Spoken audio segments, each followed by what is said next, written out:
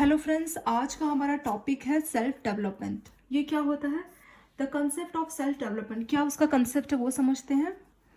Self development को समझने के लिए पहले हमें ये जो सेल्फ डेवलपमेंट का पहला वर्ड है जो कि सेल्फ है, हमें सेल्फ को समझना पड़ेगा। सेल्फ क्या होता है, इसको दो पार्ट में कैटेगराइज कर सकते हैं। पहला हो गया पेटेंट सेल्फ, दूसरा हो गया इनर सेल्फ।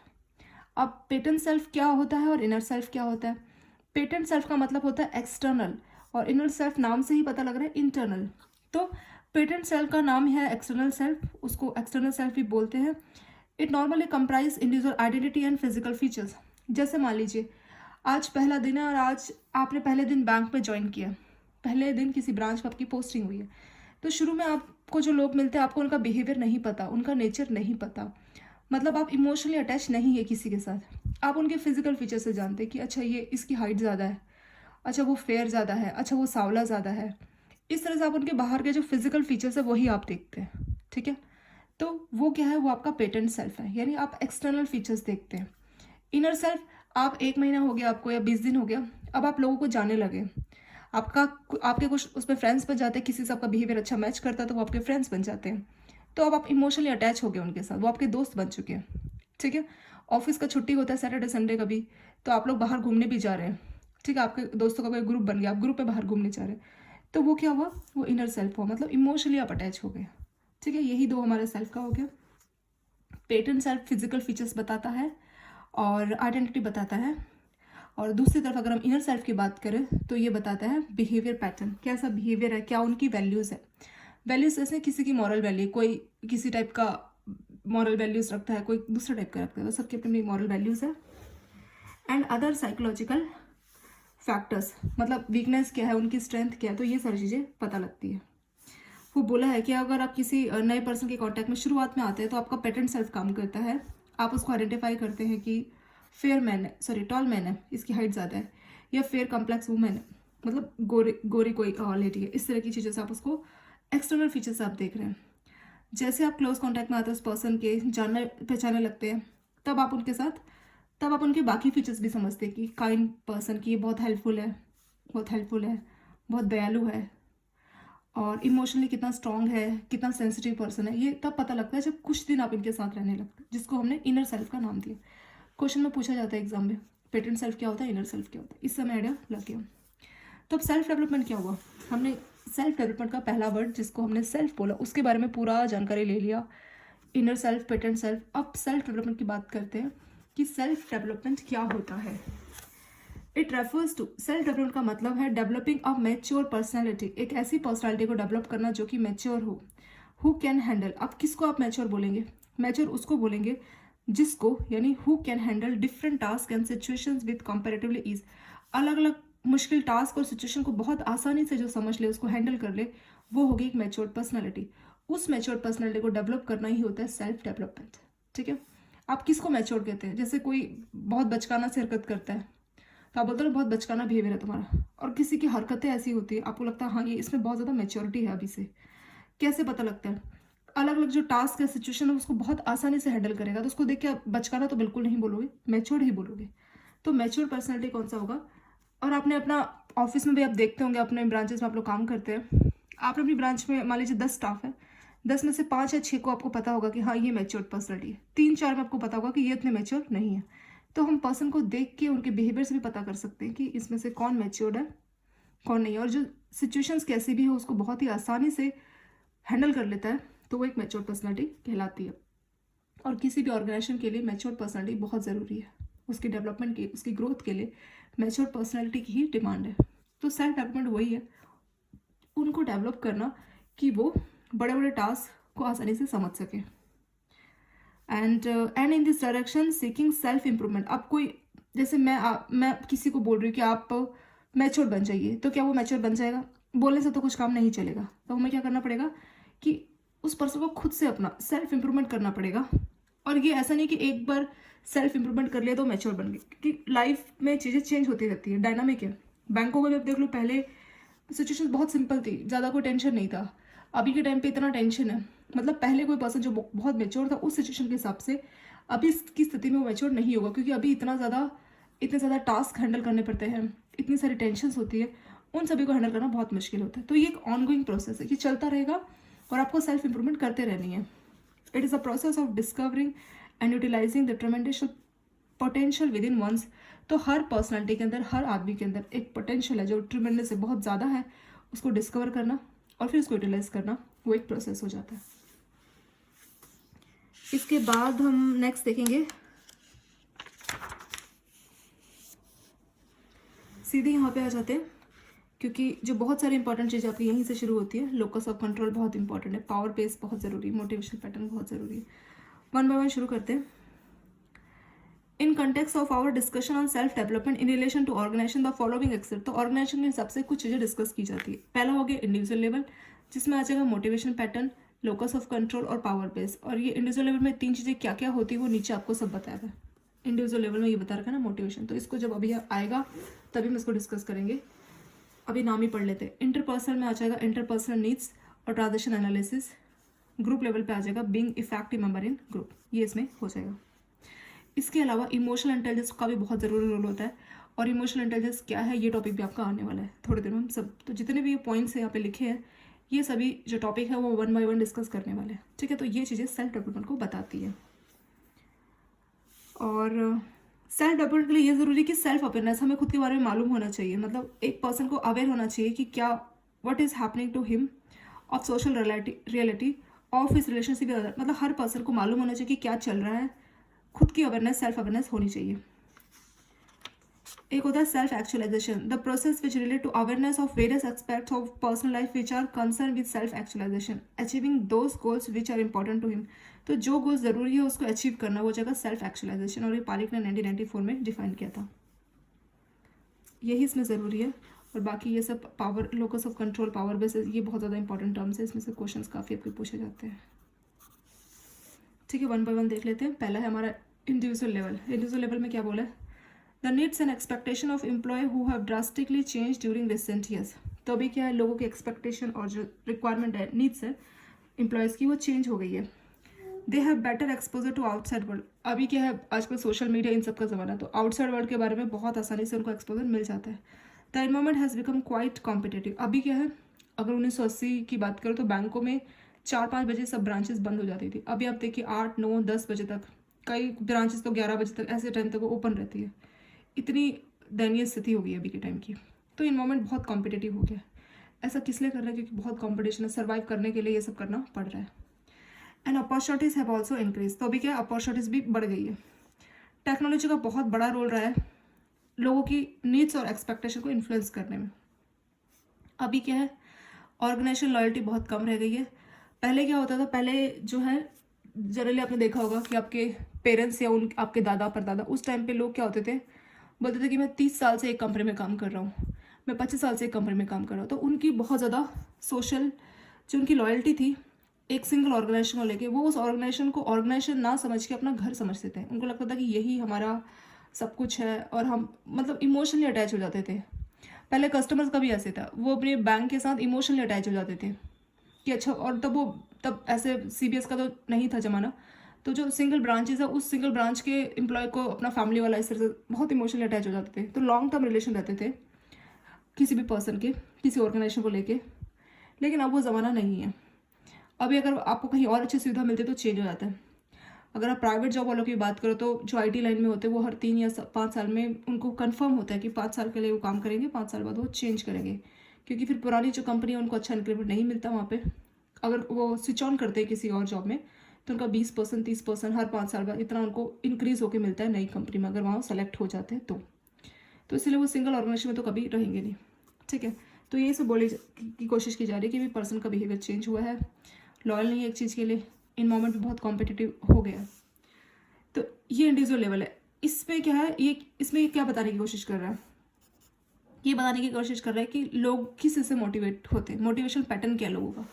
तो इंडिविजुअल कैसे मोटिवेट होता है, तो वो मोटिवेशन पैटर्न में हम देखेंगे। मोटिवेशन पैटर्न क्या है, an individual has to make conscious efforts to be aware of what his life. तो हर पर्सन को बहुत एफर्ट्स लगाने पड़ते हैं जानने के लिए कि उनकी लाइफ का क्या गोल है। Awareness of one's own need base can enhance the individual. तो अपने सेल्फ कंसेप्ट को समझने के लिए, एक्सेप्ट करने के लिए उसको जानना होगा कि हमारी नीड क्या है। और how the individual attempts to balance self concept with what he feels other think of. तो वो अपने सेल्फ कंसेप्ट को, मतलब वो खुद क्या सोचता है और बाकी उसके बारे में क्या सोचता है, उसको बैलेंस करने की कोशिश करता है। Many attempt at superficial level individual में find he is aware of what he wants. कभी कभी उसको लगता है बाहरी तौर पे वो जानता है कि उसको क्या चाहिए, but that may not be reality. लेकिन ज़रूरी नहीं कि वो सही हो, रियल हो। Individual have to be actively helped with some questionnaires and discussion to assess. तो उनका क्या ओरिएंटेशन है, उसके लिए असेसमेंट जरूरी है इंडिविजुअल की। कुछ क्वेश्चन आंसर्स के थ्रू आप उनसे कुछ क्वेश्चंस पूछ सकते हैं या डिस्कस कर सकते हैं। इससे आपको पता लग जाएगा कि वो क्या सोचता है, क्या उसकी ओरिएंटेशन है। To develop a more reliable and meaningful understanding, उसकी अंडरस्टैंडिंग को ज़्यादा रिलेबल और ज़्यादा मीनिंगफुल बनाने के लिए। Individual could aware about what motivate them. Individual को मालूम होता है कि क्या चीज़ उनको मोटिवेट करती है, whether it is individual achievement और कॉन्ट्रीब्यूशन टू ग्रुप, या तो उसका खुद का अकेला का अचीवमेंट या उनके ग्रुप ने कोई एक्टिविटी अचीव की है उसमें जो उसका कॉन्ट्रीब्यूशन है, तो वो उसको मोटिवेट करती है। और such analysis can reveal that for job satisfaction one can look for opportunities. तो जॉब सेटिस्फेक्शन वो अपनी अपॉर्चुनिटीज़ ढूंढने की कोशिश करता है। और it would facilitate creating awareness about career anchor. Career anchor मतलब डिफरेंट करियर रोल, तो उसको उसकी अवेयरनेस होती है। And then deciding what is most suitable action. तो क्या करना चाहिए डेवलपमेंट के लिए, करियर एंकर में डिसाइड कर लिया कि कौन सा करियर है, तो क्या करना चाहिए उसके लिए, और इफेक्टिवनेस बढ़ाने के लिए क्या करना चाहिए। It is important to realize that people work for variety of reasons. तो हर किसी का अलग अलग रीज़न होता है काम करने के लिए। किसी को पैसा चाहिए, अगर वो काम नहीं करेंगे तो उनके घर का खर्चा कैसे चलेगा। किसी को स्टेटस चाहिए, किसी को अप्रिसिएशन चाहिए, तारीफ, किसी को खुद ही उनको खुद सेटिस्फेक्शन मिलता है काम करके, किसी को सेल्फ ग्रोथ चाहिए। तो हर लोगों के अलग अलग रीजंस होते हैं खुद को मोटिवेट करने के लिए। And emphasis on given goal keeps changing. और उनके क्या होते हैं, क्या क्या उनके गोल है वो बदलते जाते हैं time to time. HR policy has to remain sensitive to changing needs. तो HR जो पॉलिसी है उसको सेंसिटिव होना चाहिए कि लोगों की जो नीड्स है, एम्प्लॉयज़ की जो नीड्स है वो बदलती जा रही है। And enable people to give their best. और लोग अपना बेस्ट करें, इसके लिए उनको इनेबल करना होगा, किसको, HR को। तो यहाँ उन्होंने डायग्राम के थ्रू बताया आजकल का एम्प्लॉय है, ये देखिए इतने सारे फैक्टर है जो कि उसको मोटिवेट करते हैं। क्या लिखा है पैराग्राफ में नीचे, motivation pattern of employ at individual. तो इंडिविजुअल कितनी सारी चीज़ों से मोटिवेट होता है, क्या क्या हो सकता है। एजुकेटेड पेरेंट्स, वो उनको मोटिवेट कर सकते हैं। Knowledge of computer related frauds, better expose to, बाहर के जो वर्ल्ड है उससे ज़्यादा वो एक्सपोज है। फ्रेंड्स है जो कि उनकी जॉब चेंज करते हैं तो वो भी मोटिवेट होंगे कि मैं भी चेंज करूँ। Change job easily and quickly, बहुत आसानी से उनको जॉब मिल जाती है तो फटाफट से चेंज भी करते रहते हैं। Has credit card and spends money, credit card है तो वो अपना पैसा खर्चा कर सकते हैं, तो उनका मोटिवेशन पैटर्न डिफरेंट होगा। Want to buy car house when young, तो टाइम पे अपना कार और घर खरीदना चाहते हैं। टेक्नोलॉजी मोबाइल फोन यूज़ करना चाहते हैं। तो डिफरेंट रीजंस हो सकते हैं, मोटिवेशन पैटर्न हो सकते हैं किसी इंडिविजुअल के। तो मोटिवेशन पैटर्न मतलब क्या चीज़ें आपको मोटिवेट करती है। अलग अलग पर्सन का अलग अलग रीज़न होता है काम को करने के लिए। किसी का रीज़न हो सकता है वर्क सेटिस्फेक्शन, किसी का हो सकता है सेल्फ ग्रोथ, किसी का अप्रिसिएशन मतलब तारीफ मिलेगी, स्टेटस मिलेगा, किसी का पैसा कि अगर काम नहीं करेंगे तो फिर घर का खर्चा नहीं चलेगा। तो सबके अलग अलग रीज़न हो सकते हैं। ये हमने पढ़ लिया इंडिविजुअल पे मोटिवेशन लेवल, मोटिवेशन पैटर्न। अगला आता है लोकस ऑफ कंट्रोल। क्या है ये, इंपॉर्टेंट है एक्चुअली आपका लोकस ऑफ कंट्रोल, इसमें से क्वेश्चन आते हैं। लोकस ऑफ कंट्रोल क्या बोलता है, यहाँ देखते हैं।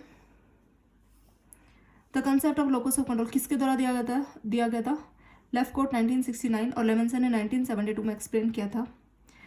क्या एक्सप्लेन किया था इन्होंने बताया था that individual have beliefs about who is responsible for what happens in life. मतलब हर इंडिविजुअल के कुछ बिलीव होते हैं कि उनकी लाइफ में जो हो रहा है उसके लिए कौन रिस्पॉन्सिबल है। हर कोई सोचता है कि मेरी लाइफ में जो हो रहा है उसके लिए, कुछ लोगों को लगता है कि मैं रिस्पॉन्सिबल हूँ, मतलब मैंने ऐसा किया इसलिए मेरी लाइफ ऐसी है। आपने कुछ लोगों को देखा भी होगा, वो बोलते हैं कि अगर मैं बहुत अच्छे से पढ़ाई कर लेता तो मेरी बहुत अच्छी जॉब होती। तो उनको मालूम है कि उन्होंने क्या किया और वो उस चीज़ की जो भी उनके साथ हो रहा है, वो जैसा वो काम कर रहे हैं, तो उसके लिए खुद रिस्पॉन्सिबल है। ठीक है, यहाँ पर उन्होंने लिखा है some believe that events are determined by external factor. कुछ लोगों को लगता है कि जो भी आपकी लाइफ में हो रहा है उसके लिए जो रिस्पॉन्सिबल है वो बाहर के एक्सटर्नल फैक्टर है, जैसे कि influential person in the society, luck, destiny, ये सभी उसके एक्सटर्नल फैक्टर्स है। किसी को लगता है कि जो भी उसकी लाइफ में हो रहा है तो इसकी वजह से हो रहा है, कि कुछ सोसाइटी का इन्फ्लुएंसर पर्सन है, उसके इन्फ्लुएंस में आके ऐसा किया, या उसका लक या उसकी डेस्टिनी ऐसी थी, ये एक्सटर्नल फैक्टर। कुछ को ऐसा लगता है कि ये एक्सटर्नल फैक्टर रिस्पॉन्सिबल है उसके साथ जो भी हो रहा है। Where some other believe that individual can determine events. कुछ लोग ऐसा मानते हैं कि हम खुद अपने इवेंट को डिटरमाइन कर सकते हैं कि क्या आगे बनना है, वो हमारे हाथ में है। इस तरह के लोग जनरल, आप किसी को, ये जो इंटरनल वाले होते हैं, अगर कोई पंडित जी हाथ देख के बता रहा है कि आपके साथ ये होने वाला है, तो ये बिल्कुल, जो उनको मालूम है कि सारा कुछ हम खुद से करते हैं, ऐसा कुछ नहीं होता, तो वो इन चीज़ों पर बिलीव नहीं करते हैं कि कोई आपका हाथ देख के आपका भविष्य बताए, क्योंकि उनको मालूम है कि जो भी हमारी लाइफ में होगा, ये ऐसा बिलीव करते हैं कि इंडिविजुअल कैन डिटरमाइन, वो खुद से अपना इवेंट डिटरमाइन कर सकते हैं। And we have individual with more external locus of control and some with, तो कुछ लोगों का more external locus of control होता है, यानी उनको लगता है जो भी उनके साथ हो रहा है उसके लिए बाहर के लोग जिम्मेदार हैं। And some with more internal locus of control, और कुछ लोग ऐसे होते हैं जिनको लगता है कि हम ही रिस्पॉन्सिबल है, जो हमारे डिसीजंस है वही हमारे आगे क्या इवेंट होगा उसको डिसाइड करता है। These believe definitely have impact on action orientation, तो इस तरह के जो बिलीव है उससे आपके एक्शन पे भी फर्क पड़ेगा। जैसा आप सोचते हैं वैसे ही आप काम करते हैं, ठीक है। जैसे आपने सोचा है कि हम, मेरे को खुद मेहनत करनी है, मेरे को कुछ बनना है, मैं ही रिस्पॉन्सिबल हूँ जो भी होगा, तो आप खुद से, आपका ऐसा बिलीव है, ऐसा आप सोचते हैं, इसलिए आप खुद पे ज़्यादा मेहनत करेंगे। लेकिन जो सोचता है कि नहीं बाहर के फैक्टर है, तो बाहर के फैक्टर में तो आपका वैसे भी कोई कंट्रोल नहीं है, तो इससे लोग ज़्यादा मेहनत नहीं करेंगे कि मेरे हाथ में तो कुछ है नहीं, मैं कुछ कर नहीं सकता, तो उसका एक्शन भी ऐसे होगा कि नहीं मेरे हाथ में कुछ नहीं है, सब एक्सटर्नल फैक्टर है मेरे लाइफ में रिस्पॉन्सिबल है, तो मैं खुद से कुछ नहीं करूँगा क्योंकि मेरे हाथ में कुछ है ही नहीं, वो ऐसा सोचते हैं, तो उनके एक्शन भी उसी हिसाब से होते हैं। लेकिन कि फॉर एग्जाम्पल के तौर पे it is logical to expect a person with internal, तो बहुत ही नॉर्मल सी बात है कि जो इंटरनल लोकस ऑफ कंट्रोल वाला पर्सन है, to be generally geared up to look for resource around him, anticipate event and do not wait for, तो वो क्या करेगा, जो इंटरनल वाला है वो चीज़ों को होने का वेट नहीं करेगा, खुद से रिसोर्सेज देखने की कोशिश करेगा। ऑन द कॉन्ट्ररी, दूसरी तरफ individual who believe that there is not much they can, और दूसरा पर्सन है वो सोचता है कि हम तो कुछ कर ही नहीं सकते, सब किस्मत की बात है या कोई इन्फ्लुएंशियल पर्सन के इन्फ्लुएंस में, हमारे हाथ में कुछ भी नहीं है, सो वो वेट करेगा for external forces to push and exhibited general dependency, तो उसमें डिपेंडेंसी वाली फीलिंग होगी कि मैं खुद से कुछ नहीं कर सकता, तो एक्सटर्नल फोर्सेज उसको पुश करेगी तभी कुछ कर पाएगा, वरना खुद से कुछ नहीं करेगा। ये इसमें बोलने की कोशिश की गई है। इसमें इतना ही बहुत है, और डेफिनेशन इसकी पूछते हैं तो लोकस ऑफ कंट्रोल इंटरनल भी हो सकता है, एक्सटर्नल भी हो सकता है। इंटरनल में हमें मालूम है कि जो भी होता है हमारी लाइफ में अच्छा या बुरा हम रिस्पॉन्सिबल है, एक्सटर्नल में लगता है कि एक्सटर्नल फैक्टर्स है जिसकी वजह से हमारी लाइफ में अच्छा या बुरा हो रहा है। नेक्स्ट आता है पावर बेस। पावर बेस का क्या मतलब हुआ, पावर कॉटलर थे 1979 में, कॉटर इन्होंने 1979 में बताया था पावर बेस को, और ये भी दूसरों को इन्फ्लुएंस करने से रिलेटेड कंसेप्ट है, इन्फ्लुएंसिंग अदर्स, ये भी इंपॉर्टेंट है। लोकस ऑफ कंट्रोल भी हमने देख लिया ना, अब हम पावर बेस देखने चाहते हैं। तो पावर कॉटर ने 1979 में बताया था। अब ये भी दूसरों को कैसे इन्फ्लुएंस करते हैं वो कंसेप्ट है। A person, it is a measure of person potential to get others to do what he or she wants them to do. तो पावर बेस या एक पर्सन का ऐसा पोटेंशियल है जिस पोटेंशियल की हेल्प से वो ही और शी, मतलब किसी दूसरे से वो काम कराता है जो कि वो चाहता है कि वो करे, as well as avoid being force to do what he, और वो काम as well as avoid being force to do what he or she does not want to do, मतलब दूसरों से वो काम कराता है जो कि वो चाहता है कि करे, और उस काम को अवॉइड करता है जो कि दूसरे चाहे कि आप करें, मतलब खुद कोई काम नहीं करना और अपने हिसाब से दूसरों से काम करवाना, दूसरों को गुलाम समझ लेना कि ये मेरा गुलाम है, हम ऐसा आदेश देंगे उसको वैसा काम करना पड़ेगा, वो होता है पावर बेस। ठीक है, किसी को हम जैसा बोलेंगे इनको ये काम करना पड़ेगा, और गुलाम तो मालिक को ऑर्डर नहीं दे सकता, तो हमें कोई ऑर्डर ना दे, हम जो ऑर्डर दें हमारी सारी बात पूरी होनी चाहिए। इस तरह की पर्सनैलिटी, इस तरह का पोटेंशियल किसी पर्सन में होता है, उसको बोला जाता है पावर बेस।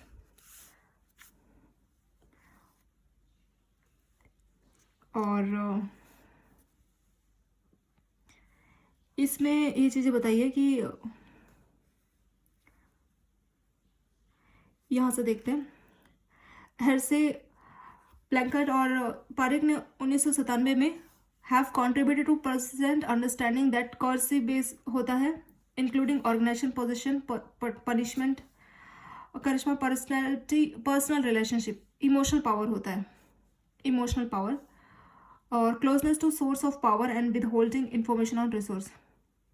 दो तरह की चीज़ें बताइए, एक होता है कर्सिव बेस और दूसरा होता है परसुएसिव बेस। कर्सिव में ये सब चीज़ें आ जाती है, और पर्सनल रिलेशन कैसा रख रहे हैं, पनिशमेंट, पोजीशन, तो ये सारी चीज़ें इसमें आ जाएगी। अभी ये सब क्या है, पोजीशन, ये सब नीचे भी डिस्कस करने वाले हैं, ये दूसरे साइंटिस्ट ने किसी और टर्म में बताया है।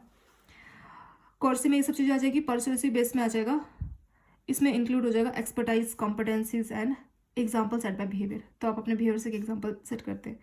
इन using the power based concept, power based concept हम यूज़ कर रहे, a person becomes aware of the power he or she has. तो इसमें पर्सन अपनी पावर से अवेयर हो जाता है जो उसके अंदर है, and how much more is needed which is quite relevant, और कितनी और पावर की ज़रूरत रहेगी आपको, आपके लिए जो कि क्वाइट रिलेवेंट रहेगी, उसके बारे में वो सोचता है। Perception of having and using power empowers a person. इससे क्या, क्योंकि सब आपकी बात सुनेंगे, जैसा आप बोलेंगे वैसा वो काम कर रहे हैं, तो इससे पर्सन को एम्पावरमेंट मिलती है, वो अपने को एम्पावर फील करते हैं। After all the exercise of authority power is essential for functioning. तो ये जो पावर है ये ज़रूरी भी है किसी भी ऑर्गेनाइजेशन की फंक्शंस के लिए। This is the power dimensions of working, इसको बोला जाता है वर्किंग का power dimensions. From this one develop the power dimension of rewarding employees by deciding as to who should get what differential compensation, मतलब किसको compensation मिलना चाहिए वो आप डिसाइड करेंगे। किसी भी ऑर्गेनाइजेशन में जो लीडर्स है वो यूटिलाइज करते हैं पावर टू इन्फ्लुएंस वर्कर्स। तो जो लीडर्स है वो अपनी पावर यूज़ कर रहे हैं कि हमारे वर्कर्स या फॉलोवर है वो उनको इन्फ्लुएंस कर सके। The leader use his or her power to drive the team members to achieve the goal. तो जो लीडर है उनका काम है गोल को अचीव करना, तो अपनी पावर की हेल्प से टीम मेंबर को गोल अचीव करने में ड्राइव करता है, मदद करता है। One needs to know the type and source of power he needs to use at a given. तो ये समझना होगा कि किसी सिचुएशन में कैसा, ऐसा नहीं कि सेम कंसेप्ट हमेशा काम करेगा, तो अलग अलग स्थिति में अलग अलग आप चीज़ें यूज़ करते हैं गोल्स को अचीव करने के लिए। लेकिन ना he needs to use at situation के हिसाब से डिसाइड होगा कि किस टाइप का अपना पावर बेस यूज़ कर रहे हैं। फ्रेंच एंड रविन 1960 में आइडेंटिफाई किया था 5 टाइप का power base. They laid the ground work for most discussion on power and authority in later part of 20th century later. तो ये 5 तरीके के जिन्होंने पावर बताया उसमें कोर्सिव पावर है, लेजिटिमेट है, रेफरेंट है और एक्सपोर्ट पावर है। The list are further expanded by adding few more powers. तो इस लिस्ट में आपको कुछ और पावर के बारे में भी पता लगेगा। तो पावर बेस का मतलब, इसको मैंने जो आपको बोला कि किसी को गुलाम बना के अपना काम कराना, ये मैंने बस दिमाग में रहे, आपको ये टर्म याद रहे कि पावर बेस, पर इसको आप एक्जैक्टली एज अ गुलाम इस टर्म में मत लेना। ये बस आपके खुद के समझने के लिए कि पावर बेस सुनते ही आपको याद आना चाहिए कि किसी और से आप काम करवा रहे हैं जैसा आप चाहते हैं। मैनेजर जो हाई पोस्ट पे वो पावर बेस वाला कंसेप्ट ही यूज़ करते हैं जिससे एम्प्लॉय काम करते हैं। ठीक है, ये सिर्फ आपको समझाने के लिए है ताकि आपको पावर बेस सुनते ही याद आ जाए कि वो आखिर टॉपिक किस बारे में था। बहुत सारी पावर अलग अलग टाइप की है। पहली होती है हमारी कोर्सिव पावर। ये कौन सी पावर है? Efforts use by manager to, मतलब वो आपको थ्रेटन कर रहा है, पनिश कर रहा है और किसी टाइप का पेनल्टिक एक्शन आपके अगेंस्ट लेने जा रहा है। इट में result into both tangible and intangible psychological punishment. तो उसमें क्या है, आपको पता लगेगा कि आपने कोई काम नहीं किया उनके हिसाब से, तो वो आपके खिलाफ कोई एक्शन लेने जा रहा है। तो इस पर क्या होगा, टेंशन में तो उनको वैसे भी फील होगा और वो साइकोलॉजिकल तौर पे भी उनको बुरा लगेगा कि मेरे खिलाफ एक्शन लिया जा रहा है कि मैंने काम नहीं किया। तो इससे क्या है, मैनेजर्स आपको पनिश करते हैं। ठीक है, इससे आपको पनिशमेंट का फीलिंग होता है और आप उनकी बात फिर आगे से मानेंगे। ये होता है कोर्सिव पावर। दूसरा होता है लेजिटिमेट और पोजीशन पावर। इसमें क्या होता है, by virtue of this power which is drawn from job descriptions and delegation from top, the manager enjoys and gains the power to direct employee to। तो आपने जनरली देखा होगा कि जब आपका मैनेजर या ब्रांच मैनेजर आपको कोई इंस्ट्रक्शन दे रहा है कि ये करना है आपको आज, या मान लीजिए फील्ड ऑफिसर को ये काम दिया या अकाउंटेंट को ये काम दिया है, तो उनको मालूम है कि मैनेजर ने बोला है, ब्रांच मैनेजर, तो हमें सुनना है।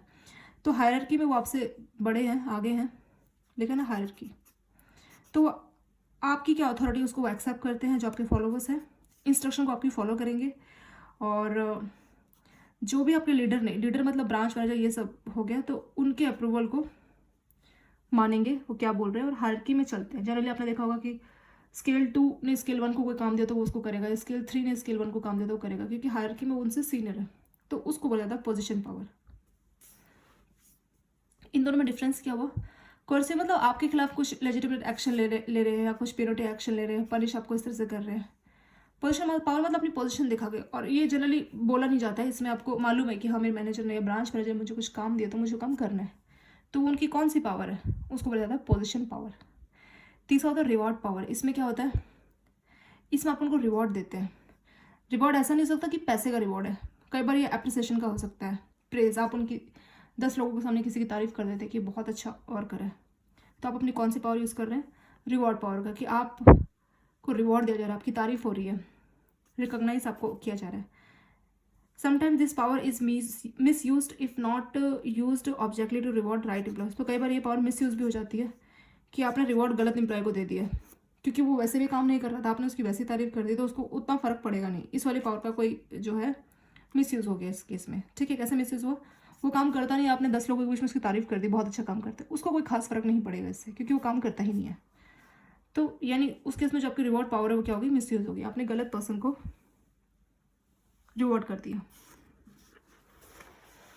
नेक्स्ट है प्रेफरेंट पावर। ये क्या होता है?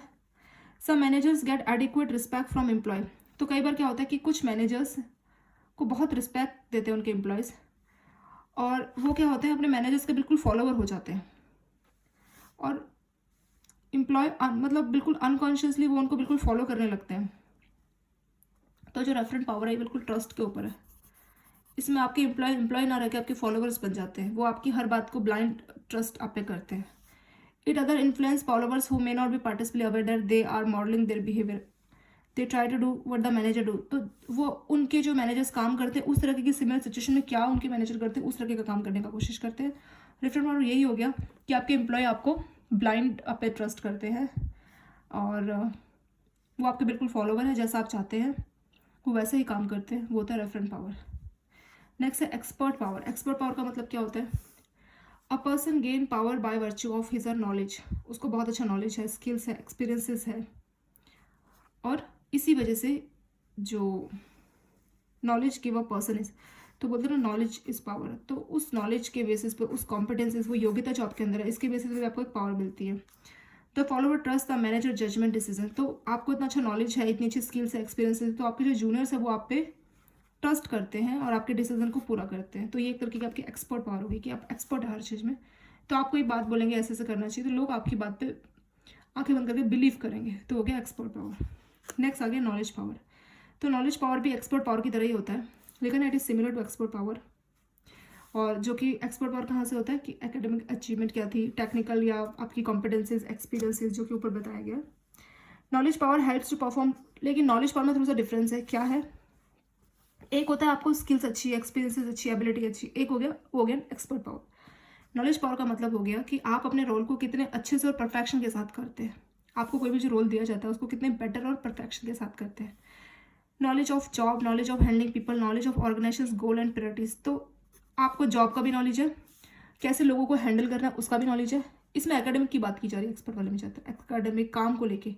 इसमें लोगों को आप कैसे हैंडल करते हैं। आप ब्रांच मैनेजर पर जब आप एम्प्लॉय थे तो आप बहुत अच्छा काम करते थे, लेकिन अभी आप ब्रांच मैनेजर, अब आपको काम नहीं करना, अब आपका जो नॉलेज है वो उतना हेल्पफुल नहीं है। वो जो एक्सपर्ट पावर है वो ज़्यादा हेल्पफुल नहीं है, अब आपका नॉलेज पावर हेल्पफुल है। क्यों? क्योंकि लोग जो आपके अंडर 10 लोग काम करते हैं उनको कैसे मैनेज करना है, हमारी ऑर्गेनाइजेशन के क्या गोल्स है और क्या चीज़ें प्रायोरिटीज पे हमें करनी है। 10 काम है तो 10 के 10 काम आज के लिए ज़रूरी नहीं हो सकते, प्रायोरिटी किनको दी जानी चाहिए, जो भी रोल है उसको कैसे फास्ट और परफेक्शन के साथ कंप्लीट करना है। तो इस तरीके की पावर को बोला जाता है नॉलेज पावर। और जो नॉलेज और एक्सपीरियंस ये हमें टाइम के साथ धीरे धीरे पता लगती है। और इस तरीके के जो मैनेजर्स हैं सिर्फ अपने जूनियर्स ही नहीं बल्कि जो सीनियर लोग हैं वो भी उन पर डिपेंड रहते हैं, क्योंकि उनको मालूम है कैसे लोगों को हैंडल करना है। नेक्स्ट है रिफ्लेक्टेड पावर। रिफ्लेक्टेड पावर क्या होता है? एक पर्सन को पावर मिल गई क्योंकि वो किसी पावरफुल पर्सन के साथ काम करता है।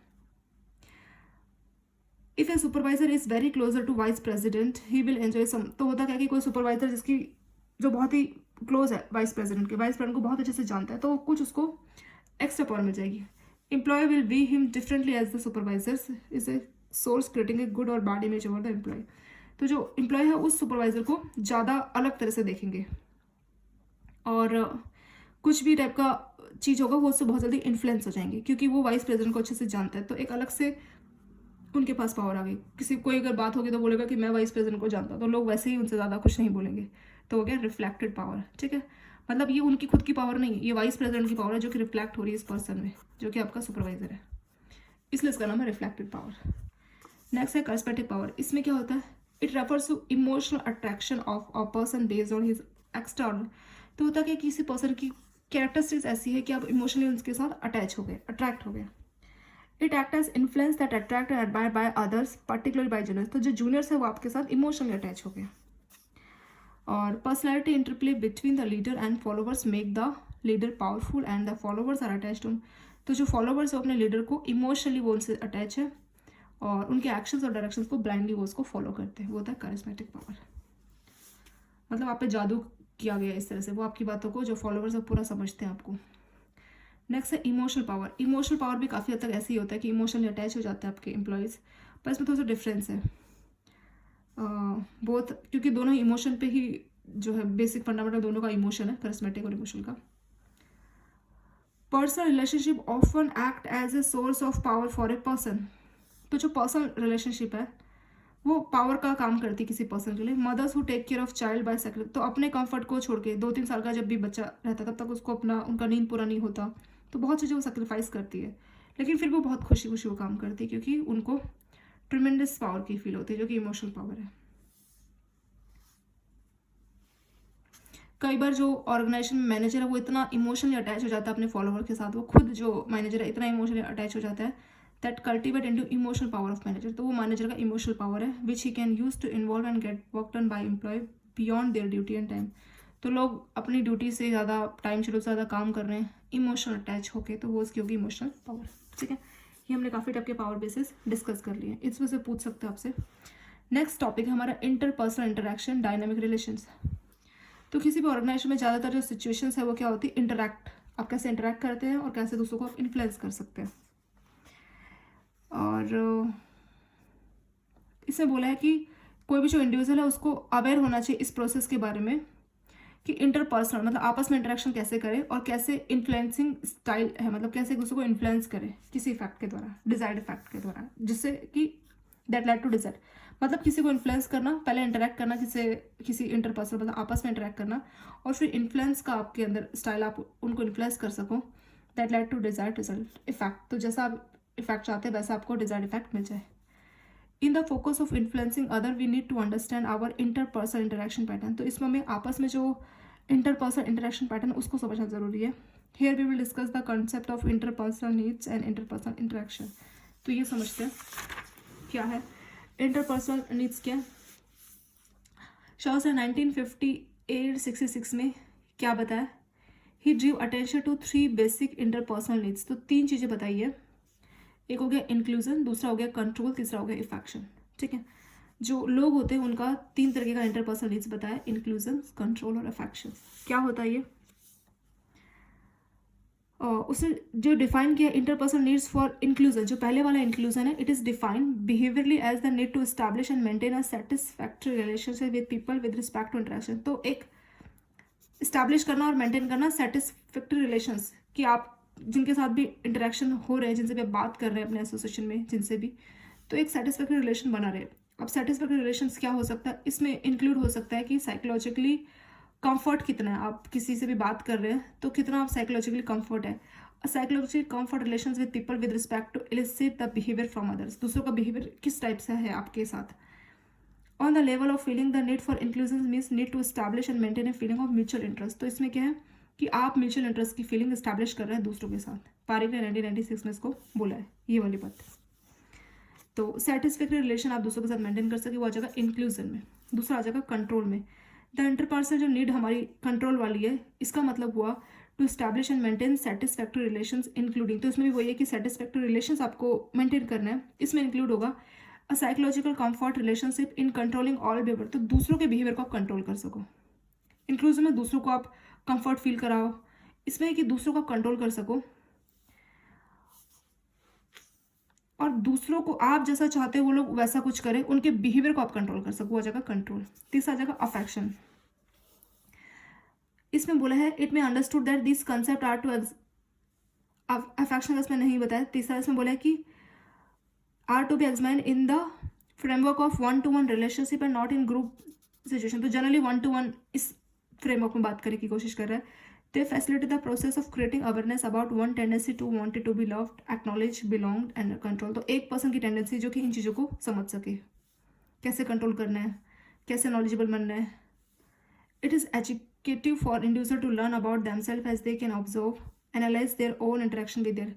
तो इससे क्या वो खुद से समझ सकते हैं कि हमारा कैसा इंटरेक्शन हमारे कॉलीग्स के साथ, सबॉर्डिनेट के साथ, सुपीरियर्स के साथ and other work related people external, तो ऑर्गेनाइजेशन के बाहर के भी जो लोग हैं उनके साथ आपका कैसा एनवायरमेंट है वो चीज़ आप समझ सको। ठीक है, ये 2 चीज़ हमने देख ली है। अफेक्शन मतलब क्या आपका इसमें रोल क्या रहेगा, कैसे आप उसको अफेक्ट कर रहे हैं उन लोगों को। तो अफेक्शन के लिए आपको तीसरे पैराग्राफ में जो बताया गया ये इंटरपर्सनल नीड्स फॉर अफेक्शन के लिए बताया गया। दूसरे पैराग्राफ वाला जो था वो कंट्रोल का था और पहले पैराग्राफ के यहाँ लास्ट में आपका इंक्लूजन वाला था। ठीक है, तो इंटरपर्सनल की तीनों चीज़ हमने देख लिया। अफेक्शन में वही आ जाएगी कि कॉलिग के साथ आप कैसे इंटरेक्ट कर रहे हैं, कैसे एक्नॉलेज, बिलोंग, कंट्रोल, ये पूरा ही पैराग्राफ हमने जो पढ़ा ये आपका तीसरे वाले अफेक्शन के बारे में था। नेक्स्ट आता है ट्रांजिशन एनालिसिस। ये क्या होता है? इंटरपर्सनल रिलेशन को समझना के लिए ट्रांजिशन एनालिसिस करनी बहुत ज़रूरी है। एरिक बर्नर ने इसको बताया था और हैरिस ने फिर बाद में इसको और कंसेप्चुलाइज किया था 1969 में। तो 3 चीज़ें बताई थी इन्होंने। द बिहेवियर पैटर्न, किसी भी पर्सन का जो बिहेवियर पैटर्न है वो 3 ईगो स्टेज से होकर गुजरता है, पेरेंट, एडल्ट एंड चाइल्ड। और ये जो आपका स्टेट है ये आपका एज से कोई मतलब नहीं, ऐसा नहीं कि चाइल्ड एज वाला छोटे एज का होगा या पेरेंट एज वाला ज़्यादा एज का होगा, ऐसा नहीं, इसका एज से कोई मतलब नहीं है।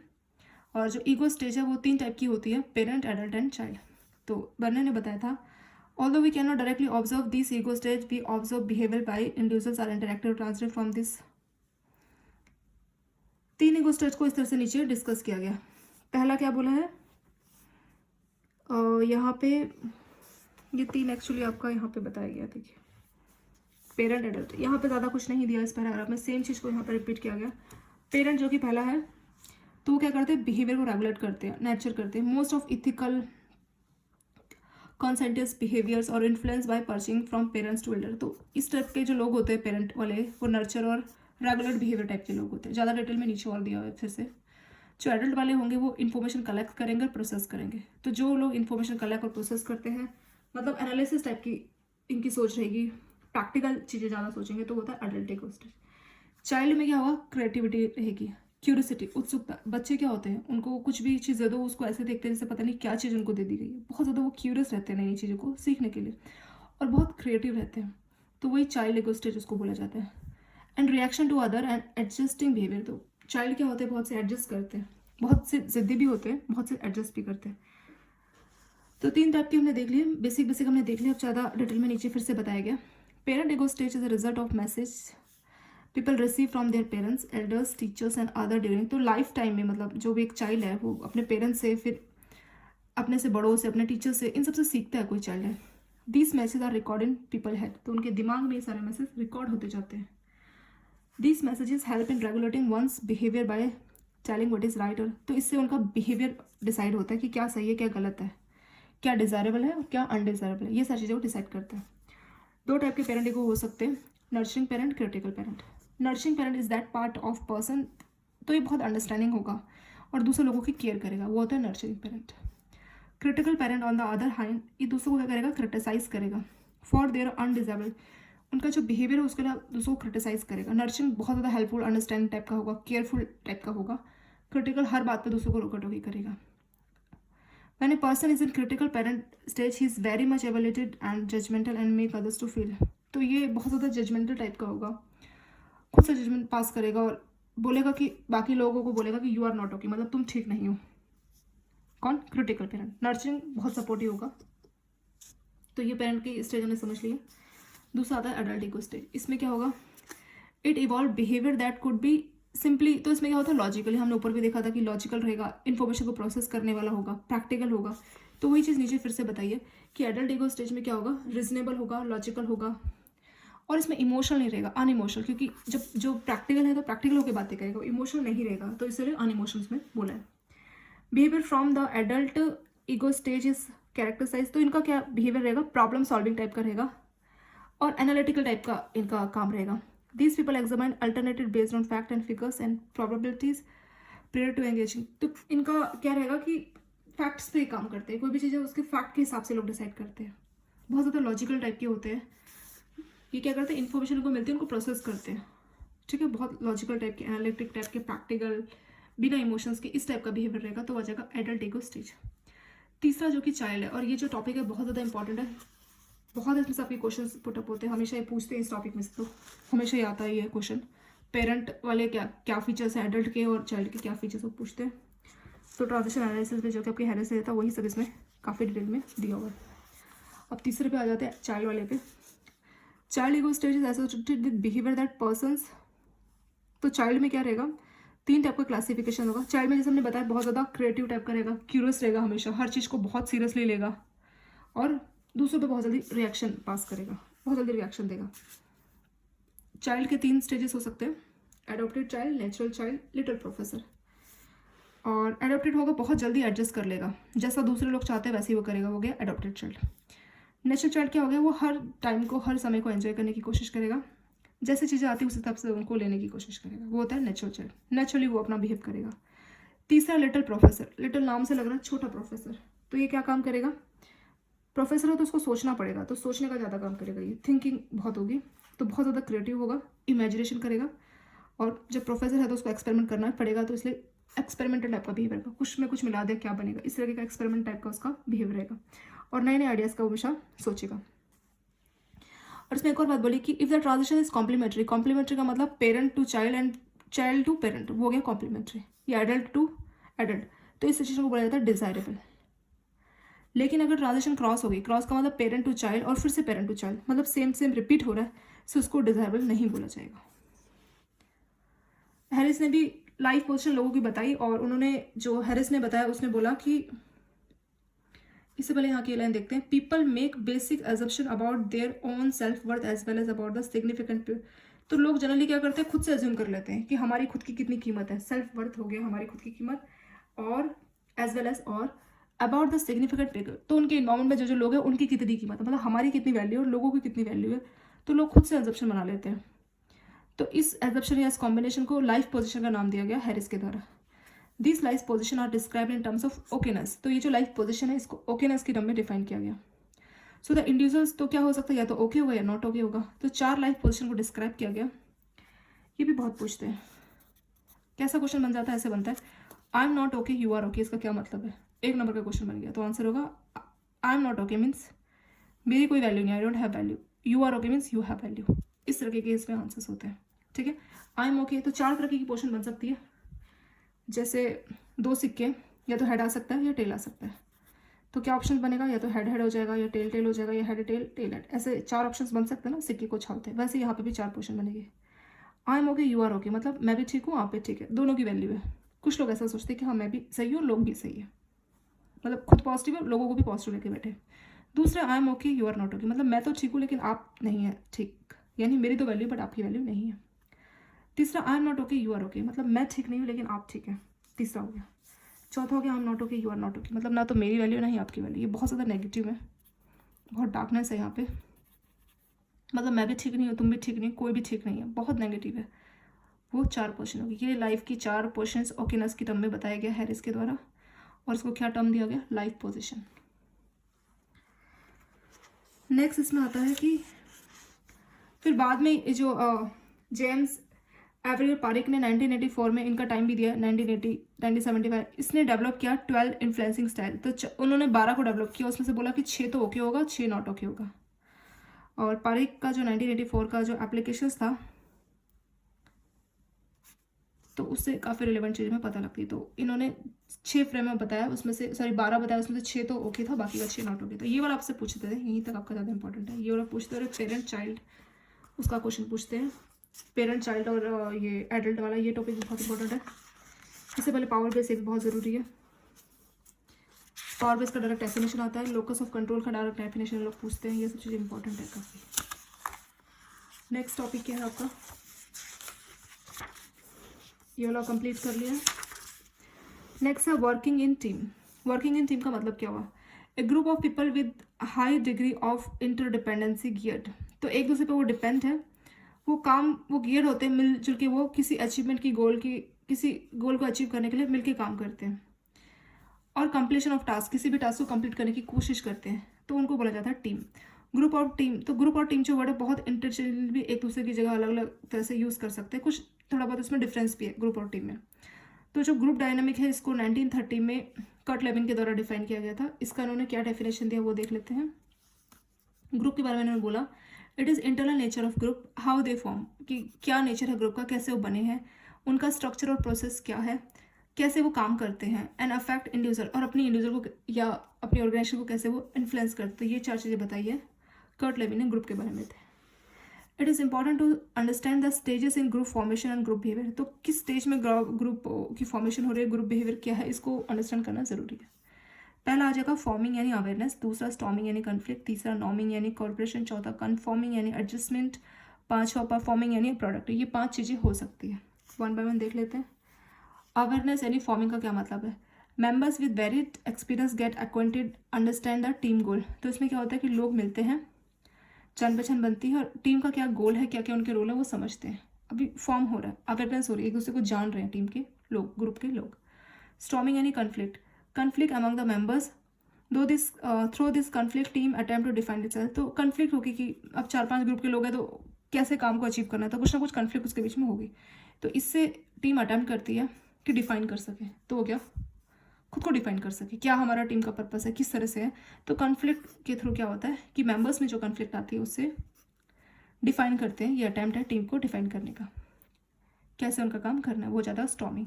तीसरा नॉर्मिंग यानी corporation, norms are laid as how the task will. तो उसमें नॉर्म्स बना दिए जाते हैं कि कैसे कैसे टास्क को अकम्प्लिश यानी पूरा करना है।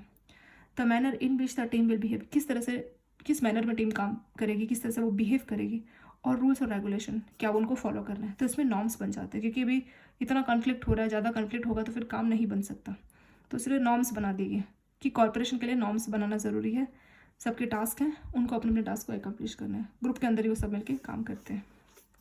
चौथा एडजस्टमेंट, जिसको नाम दिया conforming, adjusting one with the team expectation and norms. तो टीम की क्या एक्सपेक्टेशन और यह जो हमने नॉर्म्स बनाए थे उसके हिसाब से आपको एडजस्ट करना पड़ेगा।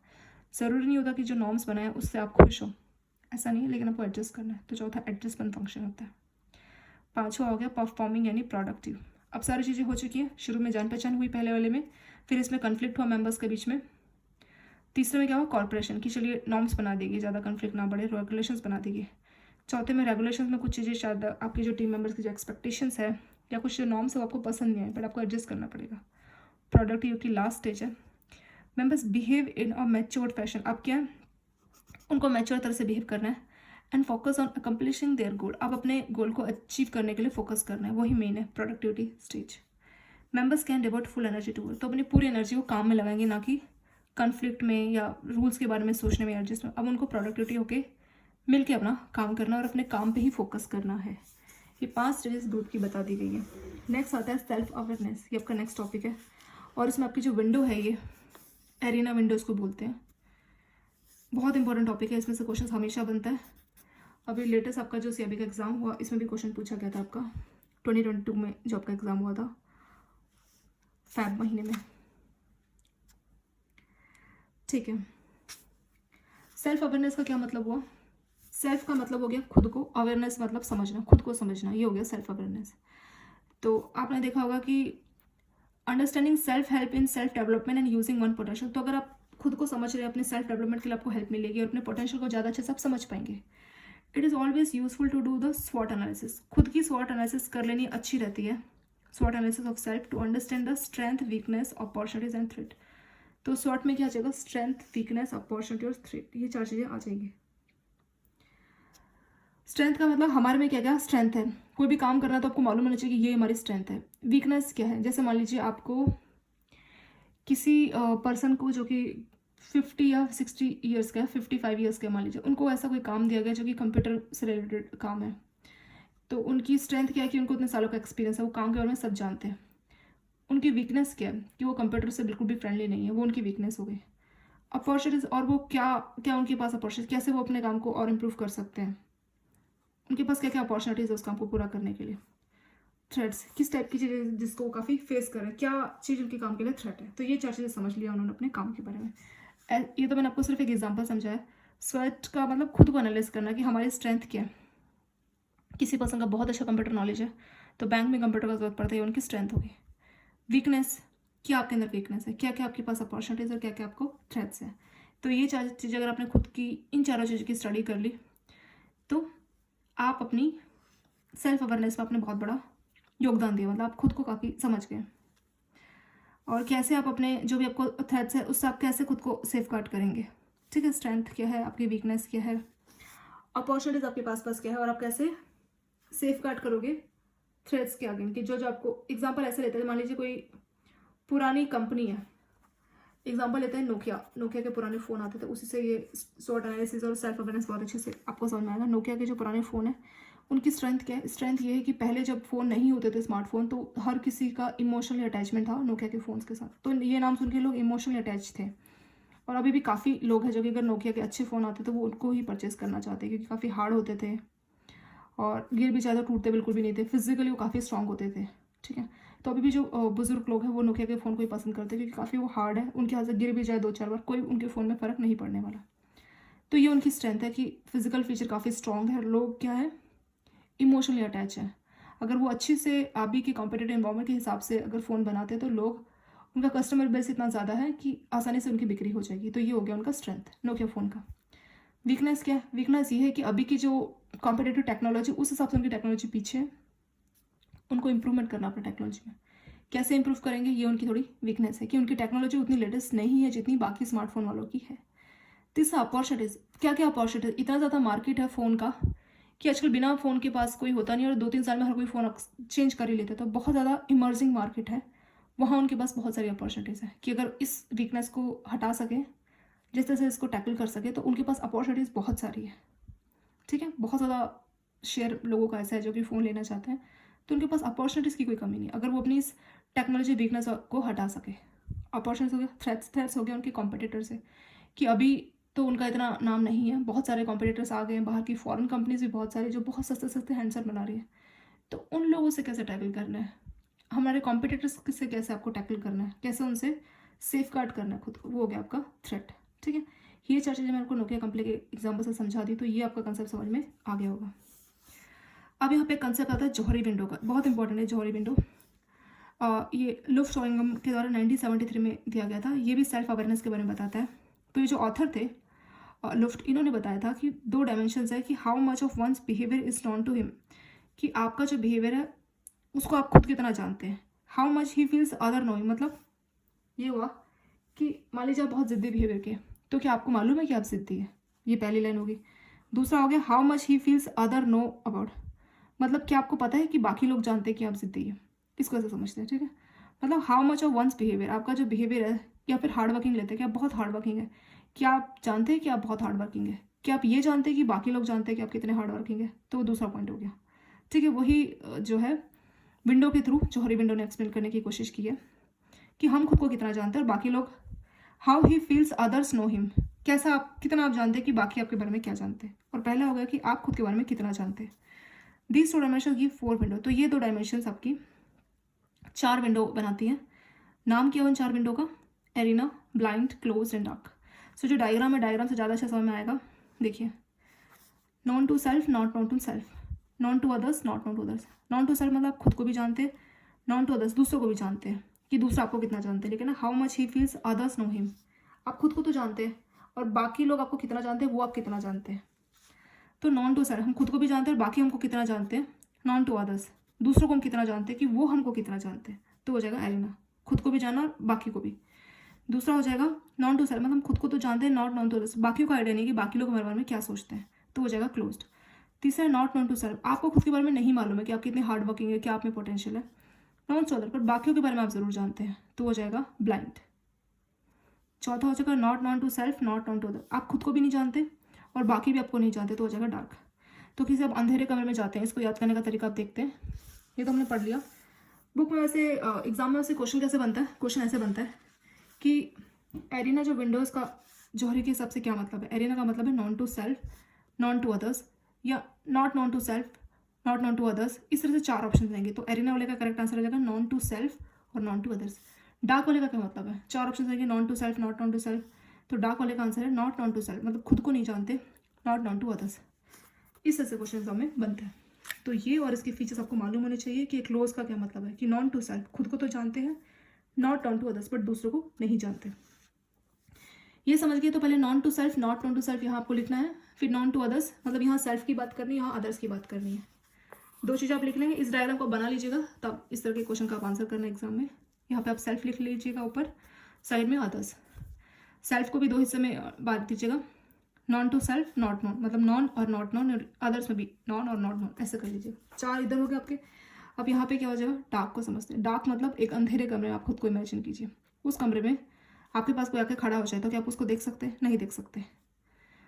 लेकिन क्या आपको, आप अंधेरे कमरे में क्या आप अपने हाथ देखेंगे? क्या आप खुद को देख सकते हैं? आप खुद को भी नहीं देख सकते। कोई दूसरा उस अंधेरे कमरे में एंटर करता है, क्या आप उसको देख सकते? नहीं। मतलब आप खुद को भी नहीं देख सकते और कोई और पर्सन उस कमरे में एंटर करता है, आप उसको भी नहीं देख सकते। क्यों?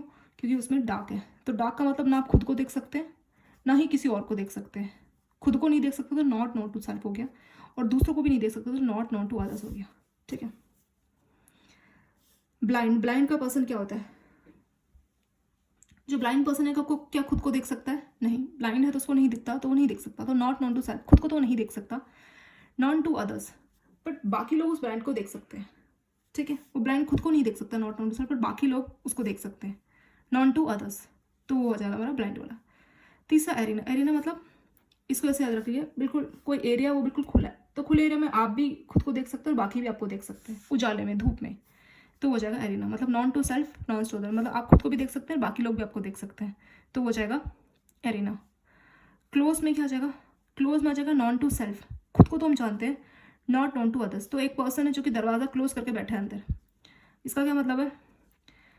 इसका मतलब वो दरवाज़ा क्लोज करके, बंद करके बैठा है, तो वो खुद को तो जानता है, अपने बारे में जानता है, वो खुद को देख सकता है, बट क्योंकि दरवाज़ा बंद है तो बाहर कोई पर्सन उसको नहीं देख सकता और ना ही वो बाहर किसी को देख सकता है। ठीक है। तो खुद को तो वो देख सकता है, अगर आईना है शीशे में खुद की शक्ल देख लेगा, या वैसे भी खुद को देख सकता है, बट बाहर वो किसी को नहीं देख सकता क्योंकि क्लोज है दरवाज़ा, घर के अंदर वो बंद है, या घर का मेन दरवाज़ा ही बंद है, तो बाहर के लोग नहीं उसको देख पाएंगे। ठीक है। तो हो जाएगा क्लोज्ड। तो 4 मैंने इस एग्जाम्पल से आपको बता दिया कि आपको याद रह जाए कि किसको कहाँ रखना है। इसका एक और बेस्ट तरीका है ABCD। ABCD, ए से एरिना, बी से ब्लाइंड, सी से क्लोज और डी से डार्क। चलिए, ये वाला हो गया। नेक्स्ट टॉपिक करते हैं, वो है इमोशन। ये बहुत पूछते हैं आपसे ना, ये मोस्ट इंपॉर्टेंट टॉपिक है आपका, ये ऑलमोस्ट हर सेमेस्टर में CIB के पूछा जाता है। तो इस कंसेप्ट को, ABCD वाले को याद रखना। एरिना, क्लोज, डार्क, ये क्या क्या मतलब है, नॉन, नॉट नॉन, ये आपको याद रखना है, बस इतना इसमें से क्वेश्चन बन जाता है। इमोशनल इंटेलिजेंस से क्या होती है? इमोशनल इंटेलिजेंस एक तो होता है IQ आपका अच्छा है, नॉर्मली आप इंटेलिजेंट है, यानी अगर मैथ्स का आपको क्वेश्चन दिया जाएगा तो आप 1 मिनट में बड़े बड़े क्वेश्चन को सॉल्व कर लोगे क्योंकि आपका IQ बहुत अच्छा है, तो वो हो गया इंटेलिजेंट। लेकिन मान लीजिए कुछ ऐसी स्थिति आती है कि आप इंटेलिजेंट बहुत है, कोई भी कितना भी मुश्किल से मुश्किल क्वेश्चन आप उसको बहुत आसानी से 1 या 2 मिनट में सॉल्व कर लेते हैं, मैक्सिमम 5 मिनट आप उसको सॉल्व कर लेते हैं, तो आप बहुत ज़्यादा इंटेलिजेंट, आपका IQ बहुत अच्छा है। लेकिन अगर कोई ऐसी परिस्थिति हो गई जिसमें आपको, मान लीजिए किसी ने कोई ऐसी बात बोली, आपको बहुत जल्दी गुस्सा आ गया, ठीक है, किसी ने आपको डांट दिया, आप बहुत ज़्यादा इमोशनल हो गए, या आपको बहुत टेंशन वाला काम दे दिया गया, या आप एग्ज़ाम, मतलब आप वैसे घर पे तो बहुत अच्छे से क्वेश्चन को सॉल्व करते हैं, पर एग्ज़ाम में आपको इतना टेंशन होता है कि आप टेंशन के मारे आपका दिमाग नहीं काम करता, अच्छे से आप काम नहीं कर पाते। होने में तो आप इंटेलिजेंट बहुत है, आपका IQ बहुत अच्छा है, पर एग्ज़ाम सेंटर में आपका दिमाग नहीं अच्छे से काम करता। उसका रीज़न क्या है? उसका रीज़न आपका इमोशनल इंटेलिजेंस वीक है। तो इमोशनल इंटेलिजेंस का मतलब कैसी स्थिति में आप खुद को संभाल पाते हैं। इसको यहाँ से देखेंगे, बोला ना IQ सफिशिएंट नहीं है। डेनियल गोलमैन ने बताया था कि बहुत सारे रिसर्च ने इंडिकेट किया है कि लिंक है IQ में, आपको क्या स्कोर मिलता है और जो अचीवमेंट क्या है उसमें बहुत बड़ा लिंक है। उसने बोला कि सिर्फ IQ होना ज़रूरी नहीं, और भी चीज़ें हैं जिसको विजुलाइज करना होता है, और भी कैरेक्टरिस्टिक्स है, जैसे इमोशनल इंटेलिजेंस का नाम दिया गया है। इमोशनल इंटेलिजेंस का मतलब ability such as being able to motivate oneself, कैसे भी स्थिति आए खुद को मोटिवेट करना, and keep away distresses from swamping the ability to think, तो जो डिस्ट्रेसेस आ रहे हैं जिसकी वजह से आपकी जो थिंकिंग एबिलिटी वो दूर जा रही है, उसको कंट्रोल करना, और होप बनाए रखना। Goleman has drawn upon the understanding developed by Gardner in 1983 work on intelligence and success in life। तो बोला था कि कितना कोई इंटेलिजेंट होगा और क्या उसकी सक्सेस होगी, उसका ऊपर उन्होंने प्रॉपर एक अंडरस्टैंडिंग की है। तो उसने बताया कि unlike the IQ which is stable from childhood, तो IQ जनरली क्या होता है, स्टेबल, मतलब कोई बच्चा ही अगर इंटेलिजेंट है तो वो जिंदगी भर इंटेलिजेंट ही रहता है। Emotional intelligence grow through out adulthood, लेकिन जो इमोशनल इंटेलिजेंस है आपकी ज़िंदगी भर बढ़ती रहती है।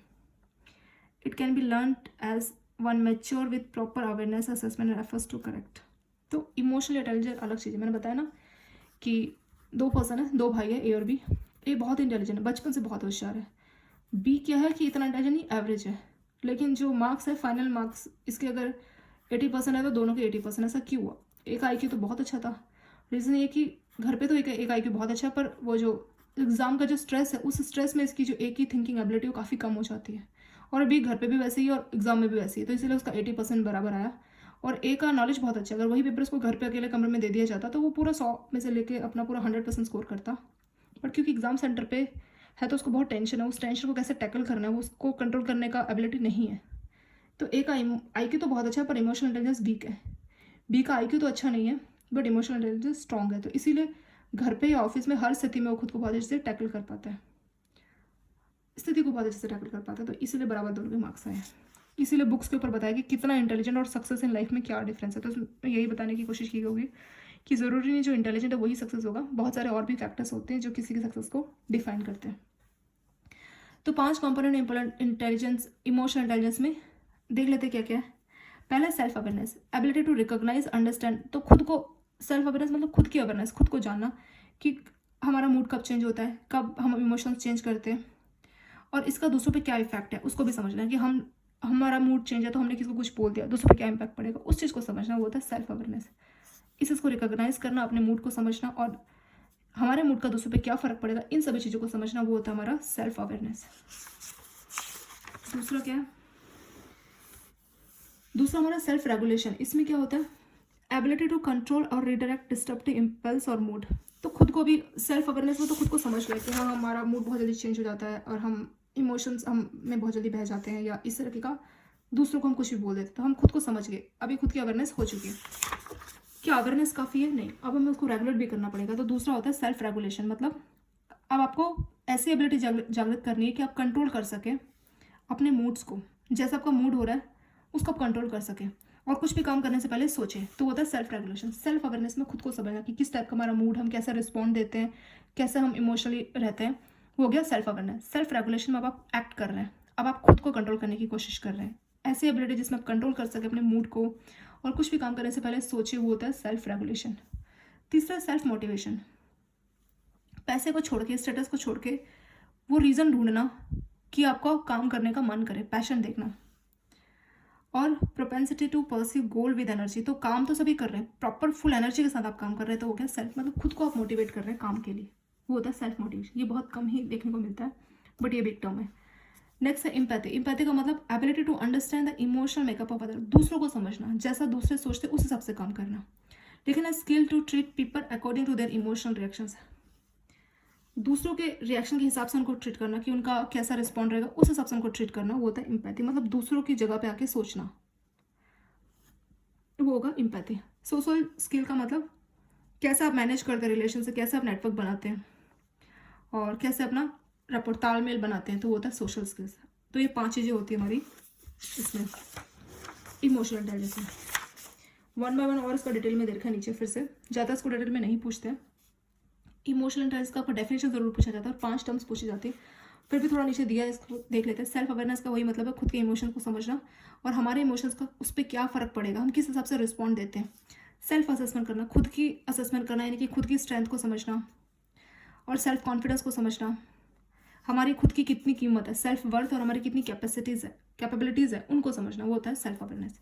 सेल्फ रेगुलेशन मतलब सेल्फ कंट्रोल। अब हमें खुद को, अवेयरनेस तो हम जान चुके हैं अपने बारे में, अब हमें कंट्रोल करना पड़ेगा, तो खुद को कंट्रोल करना है। तो जो इमोशंस आपको डिस्टर्ब करते हैं उस पर नोटिस करना और ट्रस्ट वर्दिनेस देखना, ऑनेस्टी और इंटीग्रिटी को बना के रखना।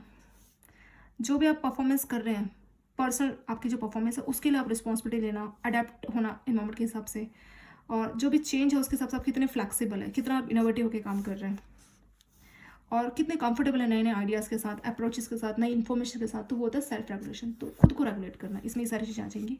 तीसरा सेल्फ मोटिवेशन, इसमें मतलब achievement drive, striving to improve और meet a standard of excellence, commitment, aligning with goals of group और organizations, readiness to act on opportunities. तो किस हिसाब से अपॉर्चुनिटीज़ पे आप एक्ट कर रहे हैं, किस हिसाब से मोटिवेट हो रहे हैं, सिर्फ पैसे या फिर स्टेटस से आगे बढ़ के काम को करने के लिए कैसे आप खुद से मोटिवेटेड है, वो आ जाएगा सेल्फ मोटिवेशन में। एम्पैथी का मतलब दूसरों को समझना, उनके हिसाब से काम करना, ठीक है।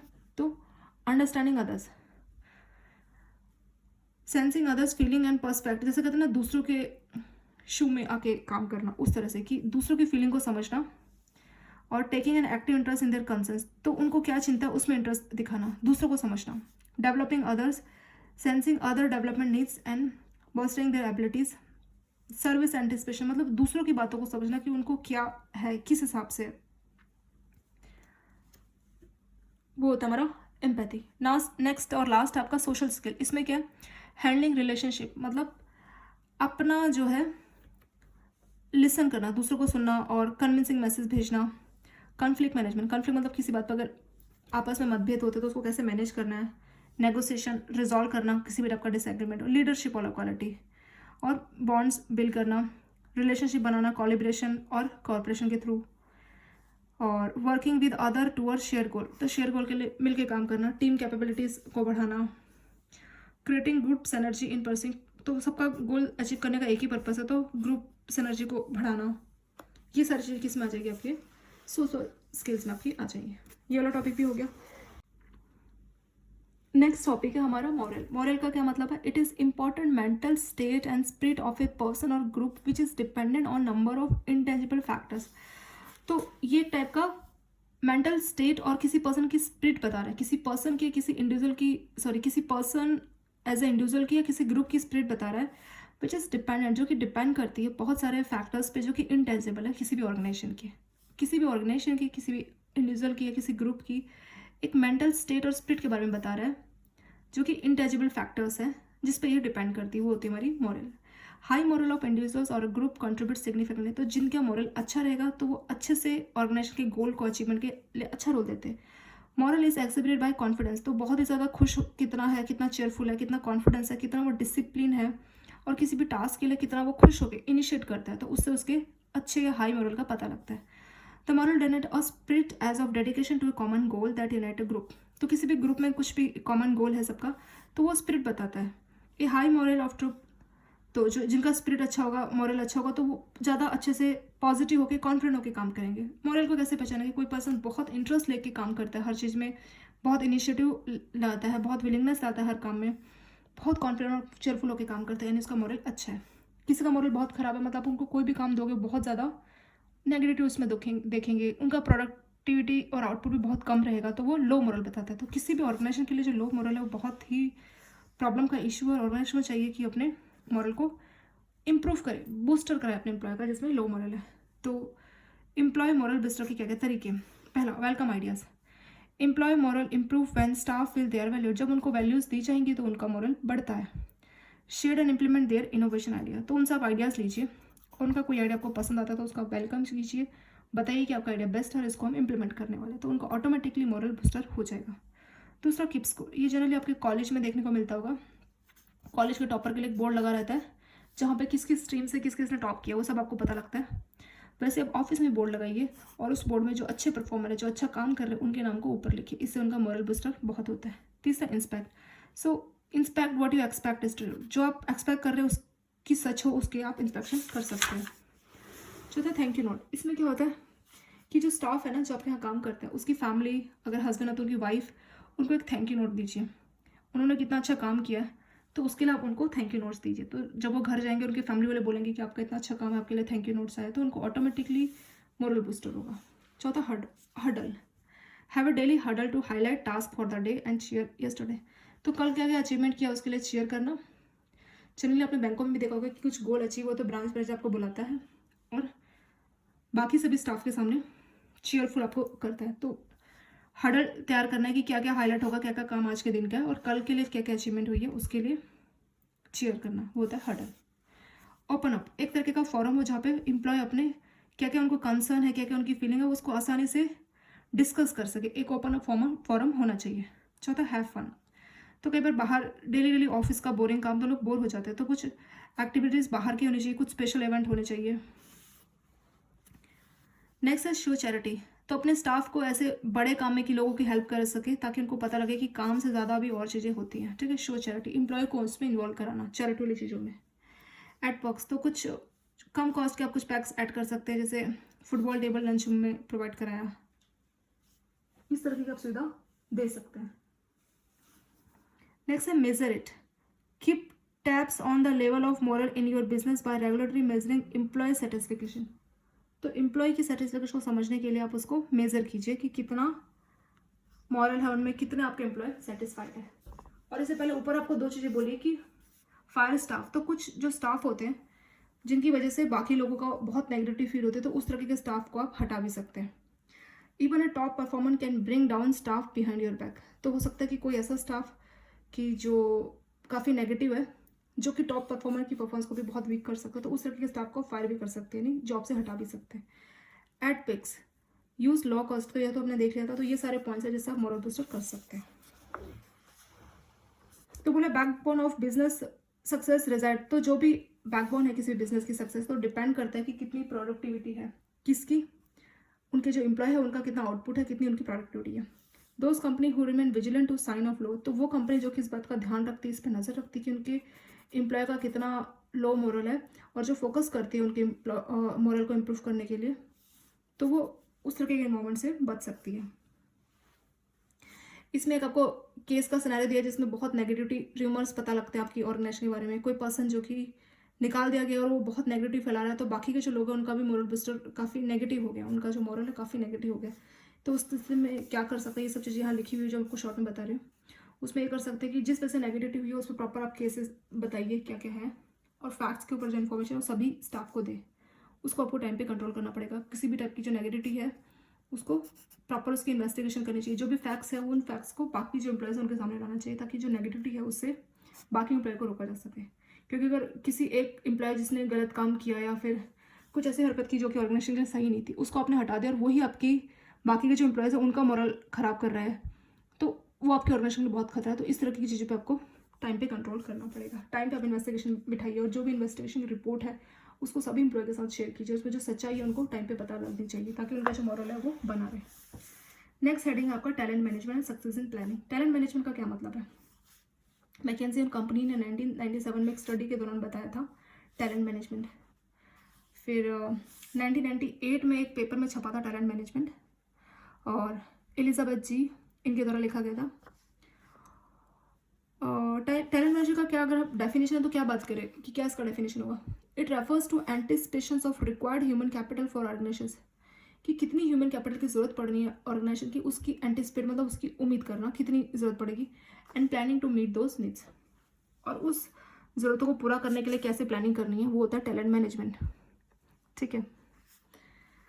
The field increase in popularity after McKinsey 19, तो उनका जो रिसर्च था 1997, और फिर 2001 में बुक आई थी वॉर ऑफ टैलेंट, तब से ये जो टैलेंट मैनेजर का कंसेप्ट है बहुत ज़रूरी हो गया।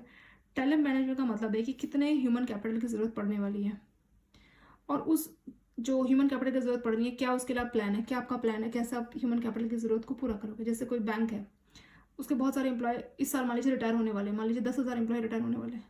अब उस 10,000 के बदले कैसे नए को रिक्रूटमेंट करना है, किन किन को लाना है, वो सारी चीज़ होती है टैलेंट मैनेजमेंट। तो पर्सन को मैनेज करना, टैलेंटेड पर्सन को मैनेज करना, और जो भी एम्प्लॉय है उनको मैनेज करना, वो सब आ जाएगा talent management.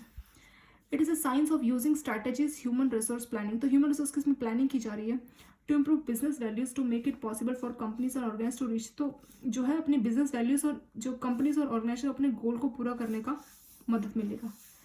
Everything done to recruitment, तो इसमें हर चीज़ की जाती है, रिक्रूटमेंट की जाती है, नए लोगों की भर्ती होगी, रिटेन डेवलप किया जाता है, रिवॉर्ड, और and make people perform a part of talent management as well as strategic work force planning. Talent management के साथ साथ स्ट्रैटेजिक वर्क प्लानिंग की भी कोशिश की जाती है। और talent management strategy should to link to business strategy to function more appropriate, तो जो टैलेंट मैनेजमेंट स्ट्रैटेजी है उसको बिजनेस स्ट्रैटेजी से लिंक करना चाहिए कि हमारी बिजनेस स्ट्रैटेजी क्या है, उस हिसाब से हम अपना उसी टाइप के टैलेंट के लोगों को हम रिक्रूटमेंट करेंगे। तो अगर ये दोनों चीज़ें लिंक होकर काम करेगी तो ज़्यादा अच्छे से हेल्प रहेगी। Talent management is an organisation ability to recruitment, तो वही दोबारा से बोला है कि ये ऑर्गेनाइजेशन की एबिलिटी की कैसे वो रिक्रूटमेंट कर रही है, रिटेन कर रही है और प्रोड्यूस कर रही है most talented employees available in the job market. तो मार्केट में, जॉब मार्केट में जहाँ सब लोग जॉब सर्च कर रहे हैं, तो आप मोस्ट टैलेंटेड पर्सन को रिक्रूट कर रहे हैं, प्रोड्यूस कर रहे हैं और रिटेन कर रहे हैं, तो वो जाएगा talent management. Talent consistently uncover benefit in the critical economic area, revenue, customer, तो टैलेंट कहाँ कहाँ हो सकता है, जैसे कस्टमर सेटिस्फिकेशन में, क्वालिटी प्रोडक्टिविटी में, कॉस्ट साइकिल टाइम में, या मार्केट कैपिटलाइजेशन में, ये हो सकता है। Having good talent management is when one, तो अच्छा टैलेंट मैनेजमेंट कब बोलेंगे, when one has good skill, knowledge, abilities and potential to do well. अगर ये सारी एबिलिटी रहेंगी तो आप अच्छे से टैलेंट मैनेजमेंट कर सकते हैं। It is very important and necessary skill for people in the work force, तो बहुत ही जो है टैलेंट मैनेजमेंट करना, ये बहुत ही इंपॉर्टेंट स्किल है वर्क फोर्स को अगर आपको समझना है। Finding good and talented people is not a hard thing to do. तो बहुत टैलेंटेड पर्सन मिलना बहुत मुश्किल नहीं है, but making sure they want to stay working for the same business is the challenge. लेकिन वो लोग उसी काम में बने रहे, वो चैलेंजिंग है। मतलब ढूंढना तो आसान है, पर उनको उसी बिजनेस में रखना उसी काम के लिए वो थोड़ा सा चैलेंजिंग हो जाता है। मतलब वो चेंज कर लेते हैं बाद में। If someone has so much talent and they are good at what they do, business will want them to stay. अगर कोई बहुत टैलेंटेड है और जो भी काम करते हैं बहुत अच्छे से वो करते हैं, सो बिजनेस खुद चाहेगी कि उनको अपने पास रखे and work them forever, और वो जिंदगी भर उनके साथ काम करें। However most of this people are either satisfied with jobs they have और they go out and look for. तो ज़्यादातर तो इस तरह के लोग खुद ही जॉब से सेटिस्फाई होते हैं, या कई लोग बेटर अपॉर्चुनिटी से बाहर भी चले जाते हैं, जो इस तरह टाइप के टैलेंटेड लोग होते हैं। बोल रहा बहुत टैलेंटेड लोग ढूंढना मुश्किल काम नहीं है, मिल जाते हैं, बट ज़्यादा टाइम तो आपकी ऑर्गेनाइजेशन के साथ रहे ये मुश्किल है। और ऑर्गेनाइजेशन खुद चाहेगी कि टैलेंटेड लोग उनके साथ रहे, काम करें। किसी केस में ये तो ज़िंदगी भर साथ रहते हैं, कई बार वो अच्छी अपॉर्चुनिटीज़ के लिए बाहर भी चले जाते हैं।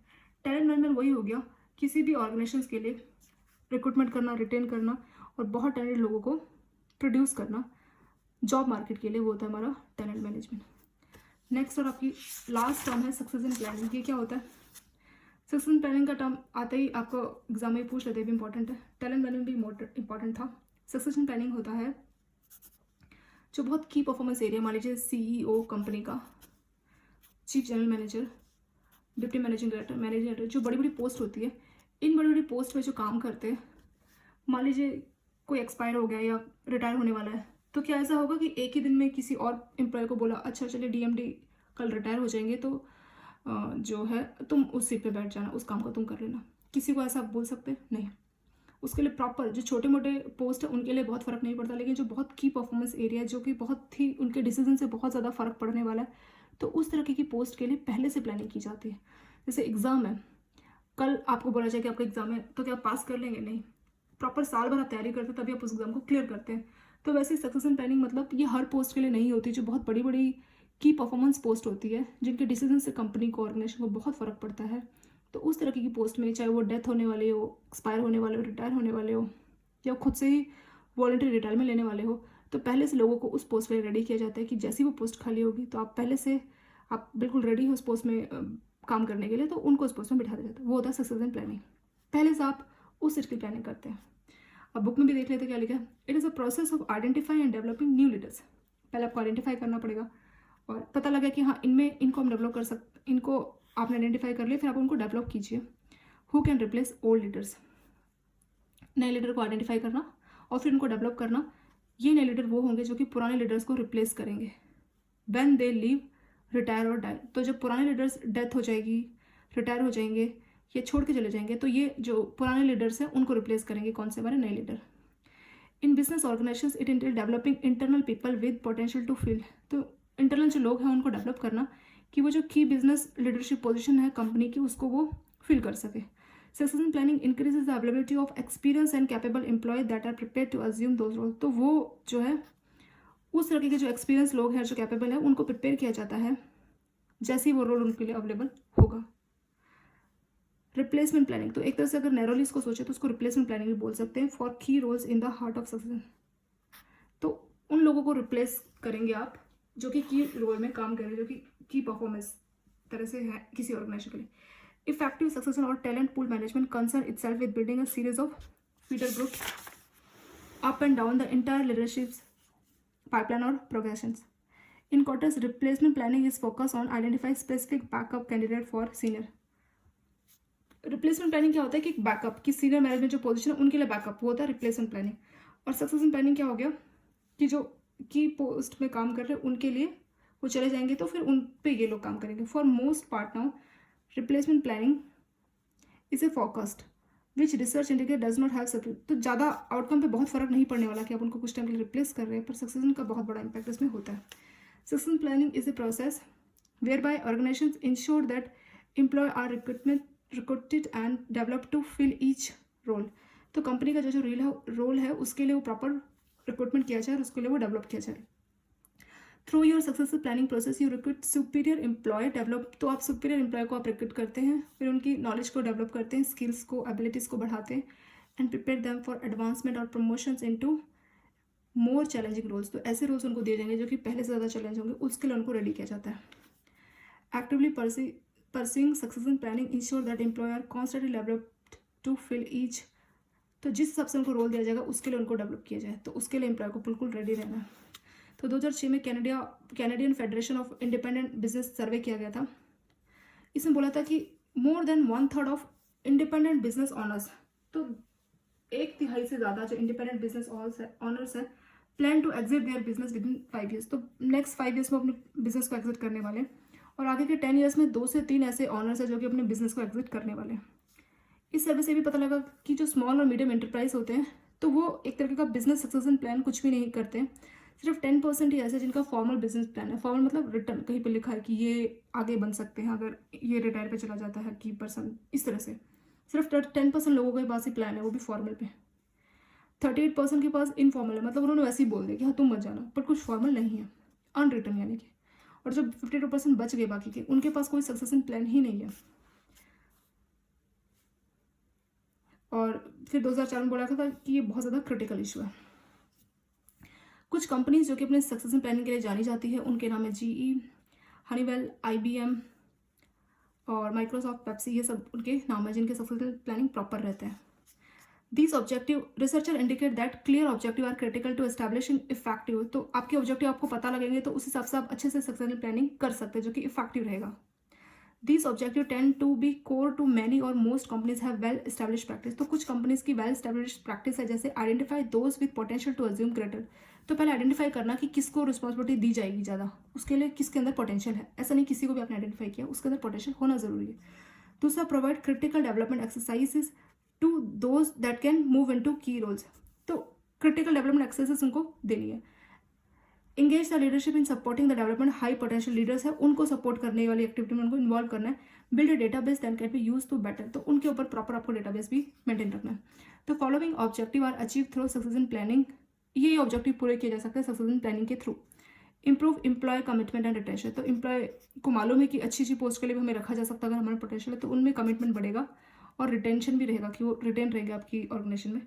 तो sir meet the career development expectation, तो जो ऑलरेडी एम्प्लॉय काम करते हैं तो उनका जो करियर को लेके एक्सपेक्टेशन है वो भी पूरा होता है। आप कहीं बाहर से लेके आ रहे हो तो उनका जो दिल है वैसे ही दुखी हो जाता है, पर अगर आप खुद के एम्प्लॉय को इम्प्रूव कर रहे हो तो उनका जो एग्जिस्टिंग एम्प्लॉय है उनको डेवलपमेंट की जो एक्सपेक्टेशन है वो पूरी होती है। काउंटर द इंक्रीजिंग डिफिकल्टीज, तो किस टाइप की डिफिकल्टी जो बढ़ सकती है उससे आप काउंटर करते हैं। And cost of recruiting employees actually, और बाहर से अगर आप रिक्रूटमेंट करेंगे तो आपको लिए कॉस्ट ही हो सकता है, पर इससे आपकी कॉस्ट भी बच जाती है। तो ये इसके ऑब्जेक्टिव जो कि पूरे होते हैं। इसके साथ लेटेस्ट समझ आ गया, ये वाला चैप्टर आपका कंप्लीट हो। नेक्स्ट आपका चैप्टर आता है चैप्टर नंबर 22, इसको हम अगले वीडियो से स्टार्ट करेंगे, इसके ऊपर आप देख लीजिए। और thank you so much for watching this video.